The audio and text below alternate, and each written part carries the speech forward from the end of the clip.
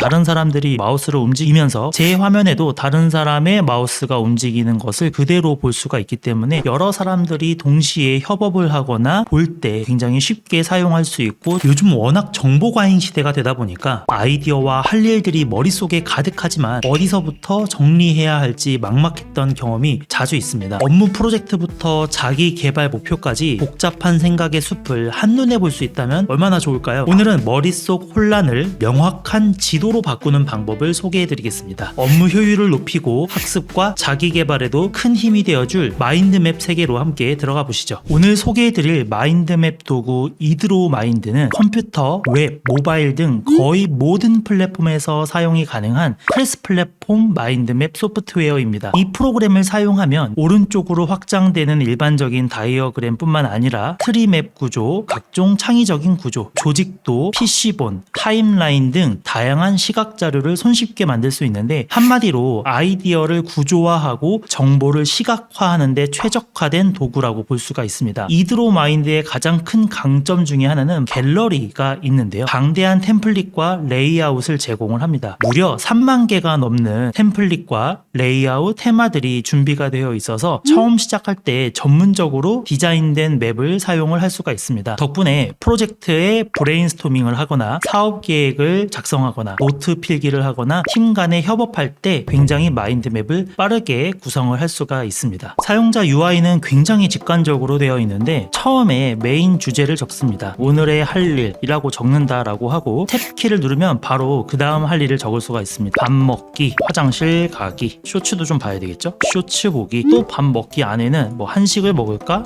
이런 식으로 엔터만 쳐가면서 여러 가지를 적을 수가 있어요. 화장실 가기도 적고, 이런 식으로 탭탭탭 누르고 가지를 뻗어나가는 것이 마우스를 사용할 수도 있고, 키보드가 익숙하신 분들은 키보드로도 쉽게 사용을 할 수 있게끔 되어 있고요. 다양한 구조들이 지원이 되는데, 화장실을 갔다 오면 완료됨으로 칸반보드 형태로 할 일을 관리할 수도 있습니다. 갤러리에 가보면 다른 분들이 만들어 놓은 굉장히 다양한 이런 마인드맵들이 존재하는데요. 여기에서 내가 원하는 자료를 확인하고 복제를 누르면 내 PC로 실제로 들어오게 됩니다. 제품 사고와 제품 구현, 외부 인식과 공급 측면, 공급층 논리, 비즈니스 모델, 이런 식으로 정리가 되어 있고, 심리학 개론에 대한 내용도 정리가 되어 있는 자료가 있어서 한번 살펴보면 아주 자료가 방대하죠. 1장 심리학의 개요라고 하면서 아주 디테일하게 가지들이 뻗어나가면서 마인드맵으로 정리가 되어 있는 것을 볼 수가 있습니다. 실제로 제가 이제 강의를 하는 입장이다 보니까 실습을 할 때 이렇게 한 바퀴 돌다 보면 많은 분들이 제가 하고 있는 강의의 내용을 마인드맵으로 정리하시는 분들을 종종 발견할 수 있는데, 마인드맵으로 내용을 정리하면 머릿속에 굉장히 흩어져 있거나 방대한 지식들을 하나로 잘 정리하는 것을 크게 도움받을 수 있더라고요. 이번에는 생방송 운영하는 내용들을 마인드맵으로 정리했는데, 생방송 전에 워밍업, 생방송 전 준비 시작하고 상품 설명, FAQ, Q&A, 애프터 처리, 비용 관리 같은 내용들을 한눈에 볼 수 있도록 정리를 해놨기 때문에, 만약에 방송을 하는 업계에 새로운 신입사원이 들어왔을 때 이 내용들을 쭉 훑어본다면 여러 가지 업무의 전반적인 과정을 한눈에 이해하는 데 큰 도움이 될 것 같습니다. 이번에는 이드로우 마인드의 AI 기능을 한번 사용해 보려고 하는데요. 제가 주로 사용하는 자동화 도구 비교라고 하고, 첫 번째로는 커서 AI라는 툴이 있고, 두 번째로는 레플릿이라고 있습니다. 이 두 가지에 대해서 AI에게 마인드맵을 생성하라고 시켜보고 싶은데요. 선택한 커서 AI 상단에 생성하다라는 버튼만 누르고 하위 주제 생성을 한번 눌러볼까요? AI가 자동으로 명령어를 내리면서 이렇게 내용을 작성해 주기도 하고요. 생성할 때 원클릭 마인드맵이라는 버튼을 한번 클릭을 해보면 커서 AI에 해당하는 개요부터 커서 AI란 무엇인지, 기본 기능은 무엇인지, 장점과 단점, 사용 사례, 결론까지 AI가 마인드맵을 작성을 해주고요. 밑에 있는 레플릿도 동일하게 원클릭 마인드맵을 클릭을 해보면, 원클릭 마인드맵은 다양하게 뎁스가 깊어지면서 온라인 코드 편집기라는 개요, 주요 기능, 사용 사례, 요금제 등등 가지가 자동으로 생성이 됩니다. 이번에는 PDF 파일로 마인드맵을 한번 생성해 보겠습니다. 새로운 PDF 파일을 첨부하기 위해서 지능형 파일 분석을 선택하고 파일을 한번 업로드 해보도록 할게요.